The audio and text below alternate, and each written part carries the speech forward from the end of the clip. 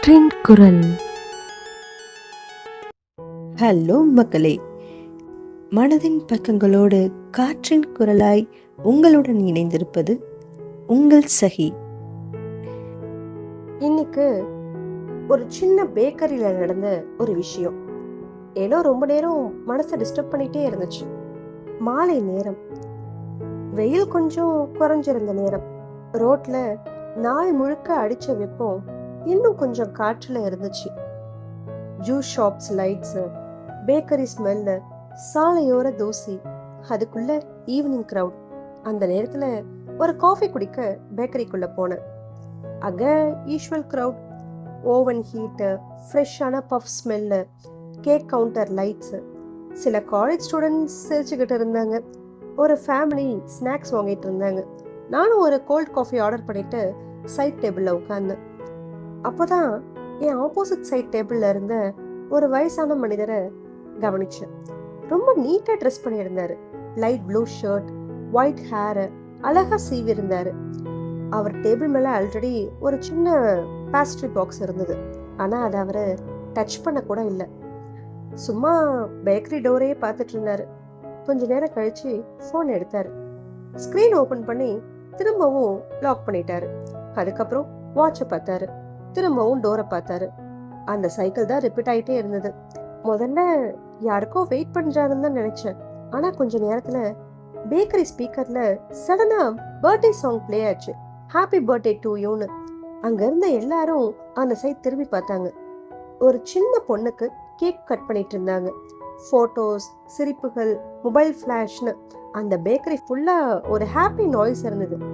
ஆனா என் ஆப்போசிட் சைட்ல இருந்த அந்த வயசான மனிதர் மட்டும் சிரிக்க முயற்சி பண்ணாரு. ஆனா அந்த சிரிப்பு கம்ப்ளீட் ஆகல. அவர் மெதுவா டேபிள் மேல இருந்த அந்த பேஸ்ட்ரி பாக்ஸ ஓபன் பண்ணாரு. அதுக்குள்ள சின்ன கேக்கு, மேல கிரீம், அதுல ஹாப்பி பர்த்டே குமார்னு எழுதி இருந்துச்சு. அந்த செகண்ட்ல என் உள்ளுக்குள்ள ஏதோ ஒண்ணு பண்ணுச்சு. ஏன்னா அவர் யாருக்காகவும் கேக் வாங்கல, அவருக்கு தான். அந்த வயசுல தன்னோட பர்த்டேக்காக தானே கேக் வாங்கிக்கிட்டு யாராவது வருவாங்களான்னு டோர் பார்த்துட்டு உட்கார்ந்து இருக்கிறது, அது தனிமையும் இல்லாம வேற என்ன சொல்ல முடியும்?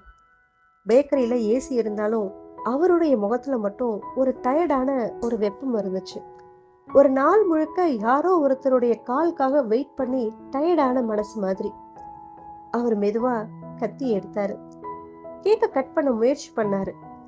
ஆனா ஒரு செகண்ட்ல அப்படியே ஸ்டாப் பண்ணிட்டாரு. ஏனோ தெரியல, அவர் கைக்கு ஒரு ஸ்ட்ரென்த் இல்லாத மாதிரி தோணுச்சு. அந்த நேரத்துல பேக்கரி ஸ்டாஃபா இருந்த ஒரு பொண்ணு வந்து, சார் கேண்டில் வேணுமா என்று கேட்டா. அவர் உடனே சிரிச்சுட்டு, வேணாம்மா, இந்த வயசுல கேண்டில் எதுக்குன்னு சொன்னாரு. ஆனா அந்த வாய்ஸ்க்குள்ள ரொம்ப மறைக்கப்பட்ட ஒரு சோகம் இருந்துச்சு. அவர் கேக்க கட் பண்ணாரு. ஒரு சின்ன பீஸ் எடுத்தாரு. ஆனா அதை சாப்பிட்றதுக்கு முன்னாடியே டோர் பக்கம் இன்னொரு தடவை பார்த்தாரு. யாராவது லேட்டாவாச்சும் வந்துருவாங்களான்னு. தெரியுமா, அந்த சீனை பார்த்த உடனே எனக்கு ஒரு விஷயம் புரிஞ்சிச்சு. வயசாக ஆக மனிதர்களுக்கு கிஃப்ட்லாம் வேண்டாம், ஒரு அட்டென்ஷன் இருந்தா போதும். யாராவது நம்ம பர்த்டே நினைச்சு கால் பண்ணணும், சாப்பிட்டீங்களான்னு கேட்கணும், நீ எனக்கு இம்பார்ட்டன்ட்னு சொல்ற ஒரு ஃபீல் தரணும். இப்போ சோஷியல் மீடியால ஒரு போஸ்ட் போட்டா 1000 விஷஸ் வரும். ஆனா சில மனசுகளுக்கு ஒரு ஜென்யூனான மனிதருடைய நேரம் கூட கிடைக்காது. அதனாலதான் போல இப்போ நிறைய பேரு ஆன்லைன்ல சரவுண்டடா இருந்தாலும் உள்ளுக்குள்ள ரொம்ப தனியா ஃபீல் பண்றாங்க. அந்த ஓல்டு மேன் ஃபைனலா பில் பே பண்ணிட்டு எழுந்துட்டாரு. கேக் பாக்ஸ்ல பாதி கேக் இருந்துச்சு. அவர் வெளியே போறதுக்கு முன்னாடி ஒரு செகண்ட் பேக்கரி ஃபுல்லா சுத்தி பார்த்தாரு. யாராவது ஹாப்பி பர்த்டே சார்னு சொல்லுவாங்களான்னு. ஆனா யாருக்குமே தெரியல. நான் உடனே எழுந்து போய் ஜஸ்ட் ஒரு விஷ் தான் பண்ணேன். அவருடைய முகத்துல அப்படி ஒரு சந்தோஷம்.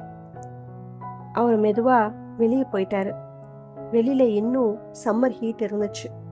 ரோட் சைட்ல வெப்ப காற்று அடிச்சுக்கிட்டே இருந்தது.